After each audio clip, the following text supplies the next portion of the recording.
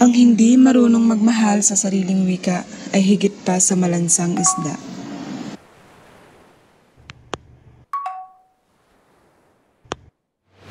Wikang Pilipino, nagpapalaganap ng identidad at kultura ng mga Pilipino.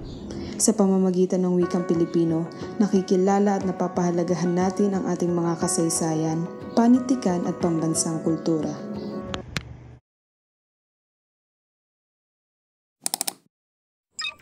Social media.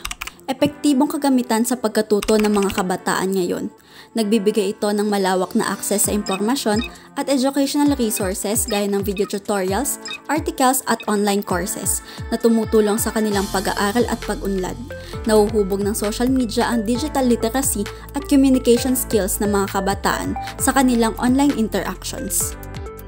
Social media ang nagbukas ng mas maraming oportunidad para maipahayag ang mga akda sa mas malawak na audience. Sa online platforms, ang mga manunulat, musikero at iba pang artistang nagbibigay buhay sa kanilang sining ay may direktang koneksyon sa kanilang taga-subaybay.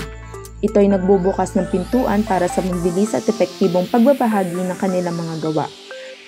Ang social media ay simple at epektibong paraan para maipahayag ang damdamin at saloobin sa pamamagitan ng mga nasusulat na akda. Ang pagsali sa diskusyon at talakayan sa Filipino sa social media ay nagpapahusay sa pag-unawa sa wika. Ang pagsuporta sa Filipino community sa social media ay nagpapalakas ng kasanayan sa pagsasalita ng wikang Filipino. Ang kawalan ng pagsusuri at beripikasyon ng impormasyon sa social media ay nagdudulot ng pagkalat ng maling impormasyon at interpretasyon ng mga teksto. Mahalaga ang pagiging maingat sa pagtanggap at pagbabahagi ng impormasyon upang mapanatili ang integridad nito.